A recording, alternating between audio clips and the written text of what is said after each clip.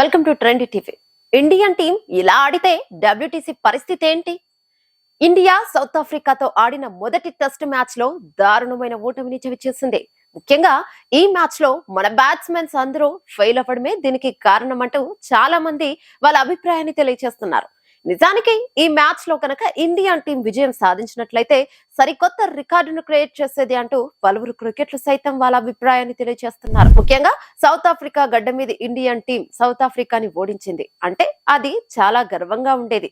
కానీ మన వాళ్ళ నిర్లక్ష్యం వల్ల మొదటి మ్యాచ్ ని చేజేతులారా ఓడించుకోవడం జరిగింది. కోహ్లీ ఒంటరి పోరాటం చేసినప్పటికీ ఆయనకు తోడుగా ఏ ఒక్క ప్లేయర్ కూడా సహకరించకపోవడంతో మ్యాచ్ ని 32 పరుగుల తేడాతో ఇండియన్ కి ఓడిపోయింది. రోహిత్ శర్మ, అశ్విన్, బుమ్రా ముగ్గురు ప్లేయర్లు డకౌట్ అవ్వడంతో కోహ్లీకి సహకారం అందించే బ్యాట్స్మెన్ కరువయ్యాడు.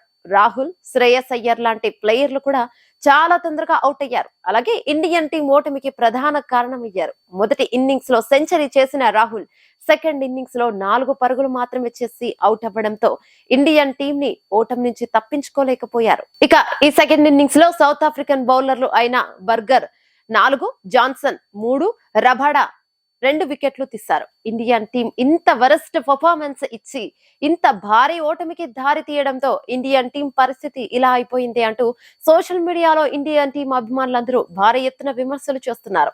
ఇక ఇది చూసిన అభిమానులు ఇండియన్ టీం అలా ఆడితే డబ్ల్యూటీసీ ఫైనల్ కు అర్హత సాధించడం చాలా కష్టం అవుతుంది.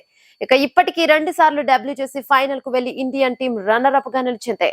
ఇక ఈసారైనా డబ్ల్యూటీసీ ఫైనల్ కు వెళ్లి కప్పు కొడుతుందేమో అనుకుంటున్న సందర్భంలో ఇలా Indian team south Africa match లో ఓడిపోవడానికి చూస్తుంటే టీమ్ లో ప్లేయర్ల మధ్య కోఆర్డినేషన్ సరిగ్గా కుదరనట్టుగా కనిపిస్తోంది. ఇండియన్ టీం కొన్ని సంవత్సరాలుగా టెస్ట్ క్రికెట్ ను చాలా అద్భుతంగా ఆడుతూ వస్తుంది.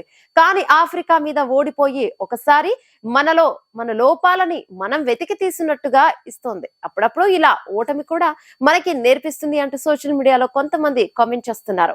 ఇక ఇంకో మ్యాచ్ లో తప్పకుండా విజయం సాధించి ఇండియన్ టీం చాటుకోవాలని మనందరం కోరుకుందాం. ఈ వీడియో మీకు నచ్చినట్టయితే లైక్ చేయండి, షేర్ చేయండి, కమెంట్ చేయండి, సబ్స్క్రైబ్ చేయండి.